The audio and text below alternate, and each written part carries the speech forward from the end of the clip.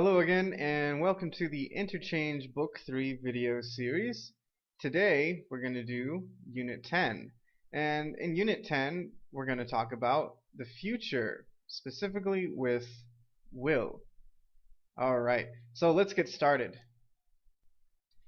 Okay, so this is Jen and Keith. They're in the park reading a magazine called Tomorrow. Now, this issue is about the future and predictions about what the world will be like. They agree with some of the predictions, but are skeptical of others. Let's listen to their conversation.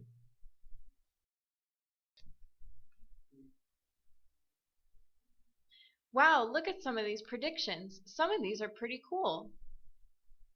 You aren't kidding. Check out this one about technology. It says that in the future we'll all have robots that do our housework for us.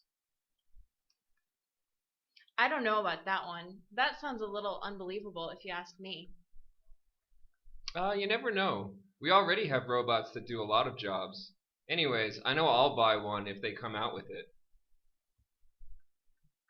Oh, look at this one. Now this one I do believe. It says that in 10 years, cell phones will be flexible. Oh, cool. Well, I guess people won't have to worry about broken screens anymore. What do you think about this one? It says that within 20 years humans will have been to the planet Mars. I think that we'll go to Mars one day, but we won't do it in 20 years. Maybe more like 50. Well, then you're definitely not going to believe this next one. It says that humans will be living on Mars in the year 2060. Yeah, that's crazy, but I bet we will try living in other places soon if this next prediction is correct. Why? What's it say? It says that if the world population continues to grow, we will have reached 10 billion people by the year 2060. Dang, that's a scary thought. How will we have enough food for everyone? Well, that's the next prediction. It says that people will be eating food in the form of pills, almost like medicine. What? No way. I'd never stop eating real food. What would be the fun of eating if you don't taste anything? I don't believe that one. And get this one. It says that since there will be less and less farmland, most food will be grown in the cities and skyscraper farms. Well, that one actually makes sense. I think I saw a show about the benefits of growing food locally in the city. Man, I hope at least some of these come true one day. It would be so cool to see these things actually happen. I know, right? But I guess only time will tell if these things actually happen. Oh, hey, look, that's the car I was telling you about.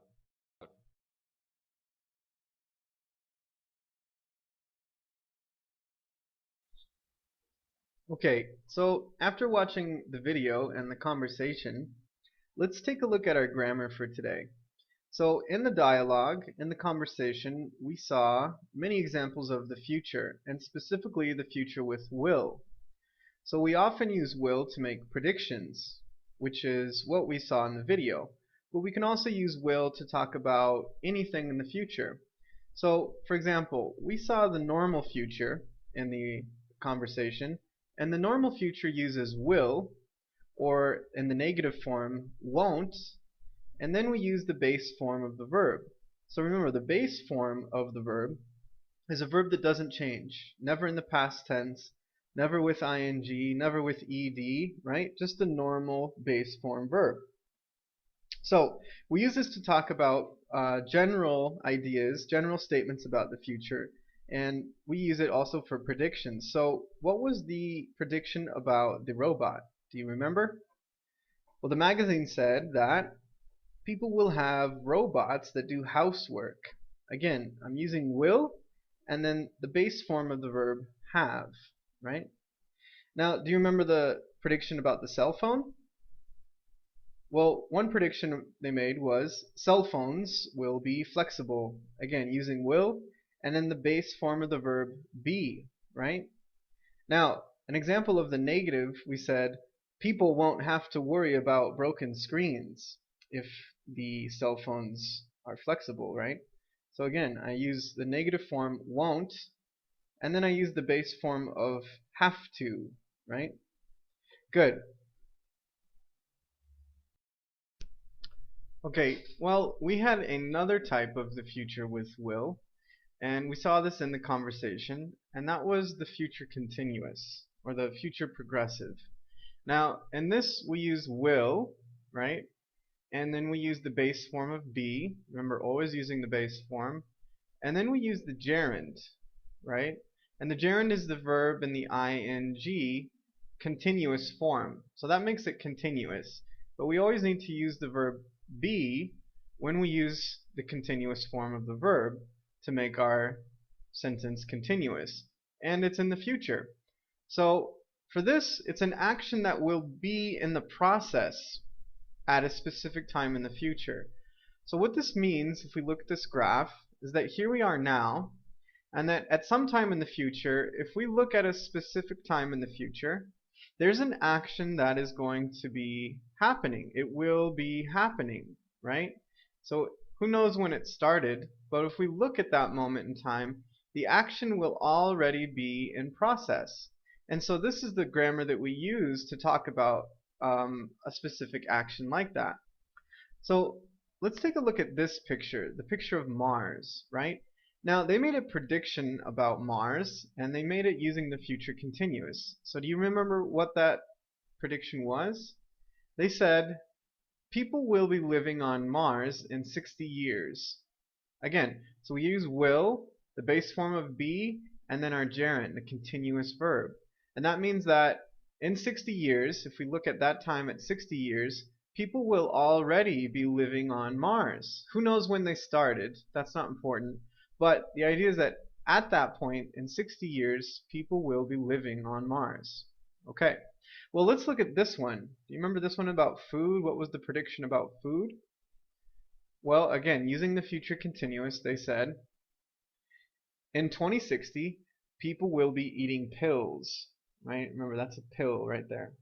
So again, we're using will plus be, the base form, and then our continuous verb, eating, right? And that means, again, if we look at that time in 2060 or in 2060, that people will be eating pills at that point in time, okay? So again, we use the future continuous with will, the base form of be, and then our gerund in the ing. Very good. Alright, now for the last form of the future that we saw with will, we saw the future perfect.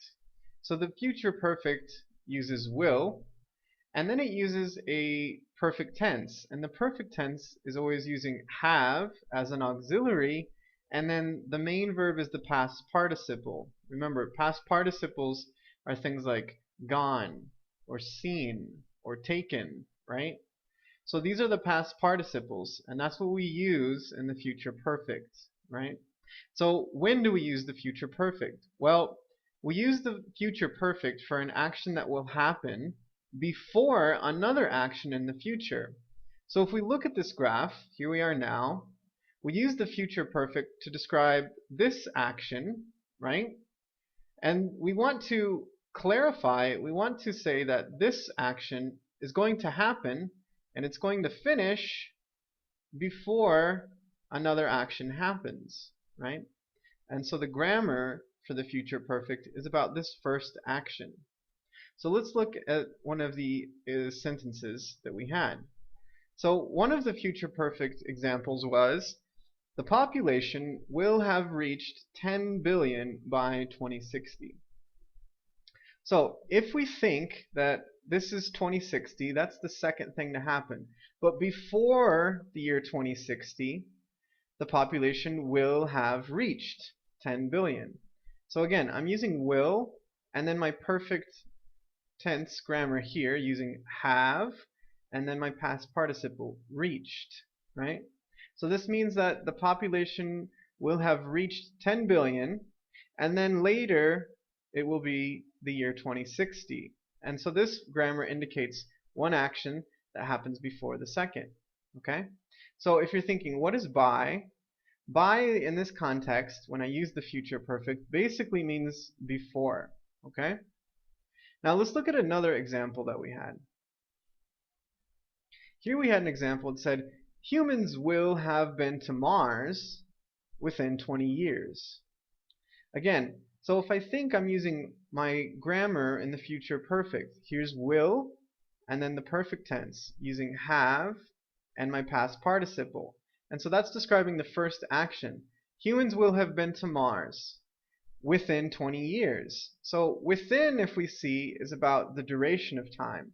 From the moment that we're speaking to the moment in the future, how much time is that? We use within. That means in a certain amount of time. In this context, 20 years.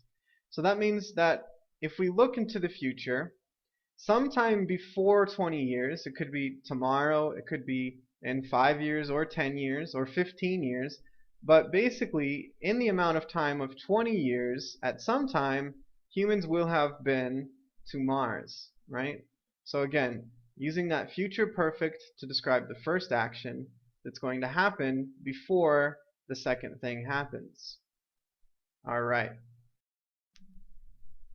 Okay, so just to review the different types of future that we looked at today, let's look at the normal future. Remember, the normal future was will and our base form verb, right? And we use this to talk about basic things that are going to happen in the future. For example, cell phones will be flexible, right? Now, we also use the future continuous with will, which is will and then our base form of be and the gerund and the continuous verb. So we use this to talk about actions that will be happening, actions that will be in the process at some time in the future. So for example, in 2060, people will be eating pills. Good. Now, the other thing we did was with the future perfect. And the future perfect was will and then our perfect tense. And that's have as the auxiliary plus the past participle for the main verb. Okay? Now we use this for two actions in the future, and we want to indicate which action happens first. So for example, humans will have been to Mars within 20 years. So first, humans will go to Mars, then 20 years will happen. So humans will have been to Mars within 20 years. So I hope this was helpful in learning about our different forms of the future using will. I hope it was helpful, and good luck on the rest of the grammar. Thanks for watching, guys. Bye.